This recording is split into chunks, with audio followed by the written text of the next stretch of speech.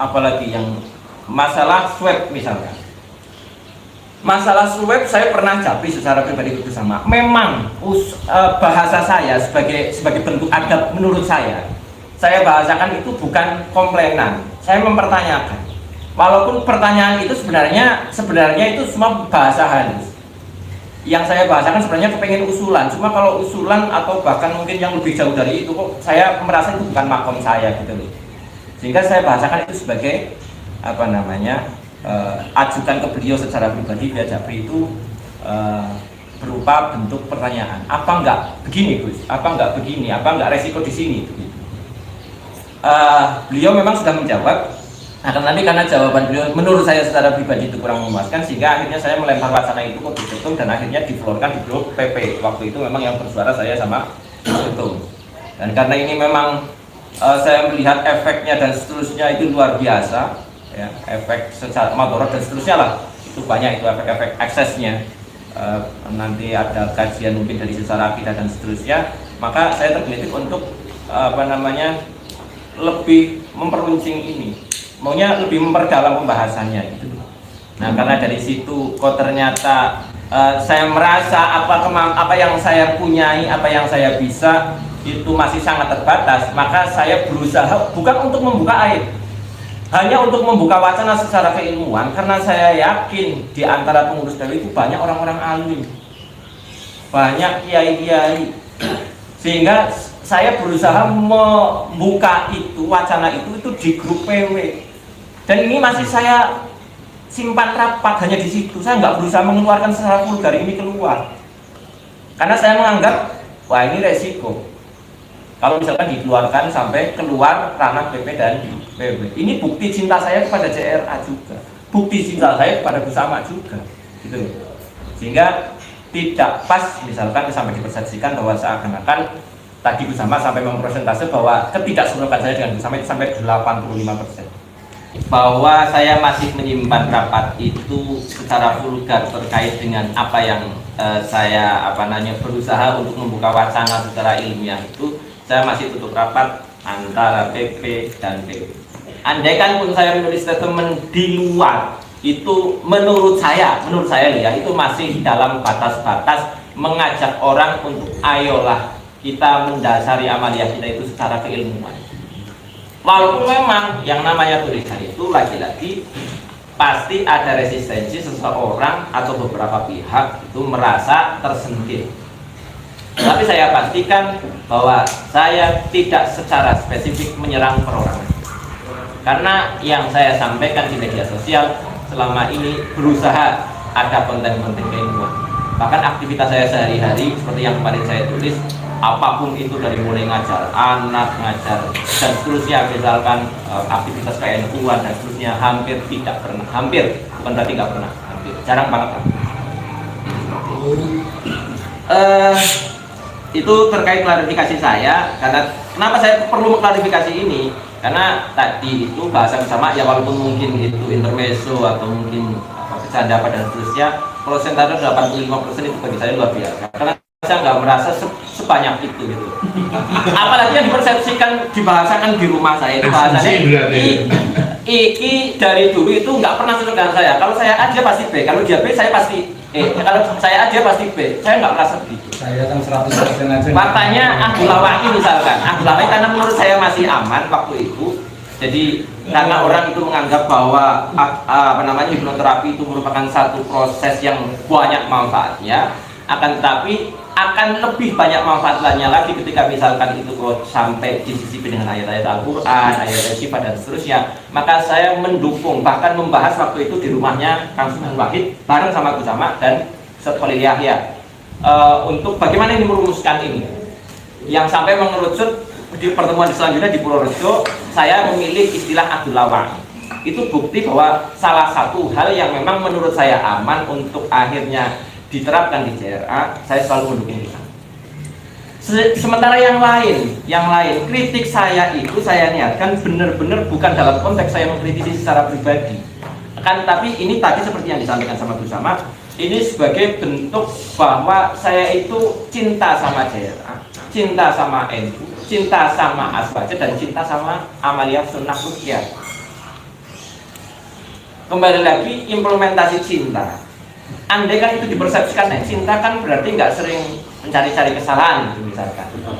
Andai kan dipahami seperti itu, cinta itu tuntutannya harus menerima apapun tanpa ada kritikan-kritikan yang sifatnya membangun, maka itu namanya cinta buta dan itu cinta nggak sehat.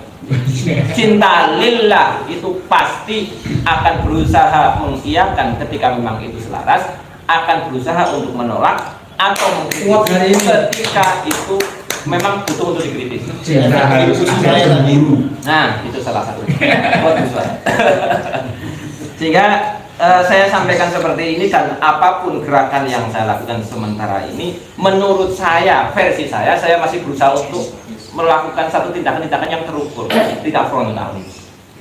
Saya masih ngugemi bahasa nek wong tua ribut, yo anak-anak ojo nganti melu krungu paling boten. Andaikan pun anak-anak lainnya mengesankan wong tua aku ribut gitu misalkan, ya itu kan urusan lain.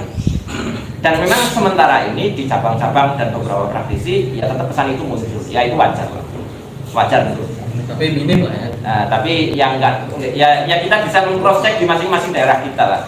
Banyak orang yang ya saya nggak merasa ada apa-apa, nggak ada apa-apa kok. Ya memang kami berusaha untuk itu, dan ini bukti cinta kita. Gitu. Itu klarifikasi yang pertama. Yang kedua terkait dengan keilmuan. Jujur pangapunten ini bersama saya sudah niati dari rumah. Saya apapun yang saya sampaikan itu saya tidak berusaha untuk ranah pribadi, walaupun mungkin tadi jenengan menceritakan bahwa apa namanya tadi ada uang umat apa dan seterusnya. Kalau saya ingin nyerang pribadi banyak sebenarnya, kalau saya mau ya saya sebut salah satunya saja dari sekian, dan saya nggak mau mengungkapkan yang sekian itu. Dulu di awal-awal pergerakan ruqyah jelas-jelas di SOP itu tertulis di sebelah bagian terakhir sendiri itu 10% itu untuk infak perjuangan. Itu uangnya kemana sampai hari ini saya nggak pernah tahu itu. Itu bertahun-tahun, intinya bertahun-tahun. Saya nggak cerita sampai lebih dari berapa, tapi intinya 1 tahun pasti. Yang ngatur itu siapa? Ya ini makanya saya nggak tahu. Maka aku tadi kulo mboten serius niki teng pundi, kulo nggih mboten, terus akhirnya itu masih bersama mboten kan siku mboten. Tapi intinya ini bagian dari sesuatu hal yang jadi pertanyaan kita. Nggih, andaikan memang saya itu dari awal niat kepengen nyerang secara personal, maka gampang saja saya goreng itu. Tapi faktanya enggak, dan sekian banyak hal yang lain. Ini bukti nek kulo pangapunten S2 niki kulo namun membahasakan kepengen meyakinkan bahwa kulo kali panjenengan niku S2 mboten untuk masalah pribadi. Niku yang penting saya klarifikasi. Makanya tadi saya sampaikan, saya bacakan ya, nanti dijabarkan lebih lanjut oleh DBC Ruqyah. Aku tadi saya perlu untuk mengklarifikasi secara pribadi. Selanjutnya, yang menjadi satu hal yang saya itu khawatir dan seterusnya. Gusama itu sosok figur sentral di JRA. Apapun yang dilakukan oleh Gusama itu menjadi figur sentral yang ada potensi siapapun melihat, maka itu mempresentasikan bahwa itu JRA. Yang pertama, catatan. Yang kedua, bagi setiap orang yang melihat, terutama warga JRA yang memang banyak yang dari orang awam, bahkan sing maca Quran batasa aja nggak fasih itu seringkali dengan dalih takzim kepada guru atau tahunya beliau itu guru besar, maka apapun yang dilakukan walaupun itu sekedar candaan, maka itu bisa diartikan sebagai sebuah fatwa dan legalisasi bagi dia untuk melakukan hal yang kurang lebih sama atau bahkan lebih kreatif. Ini catatan penting. Ya ini nanti akan ada salah satu contohnya.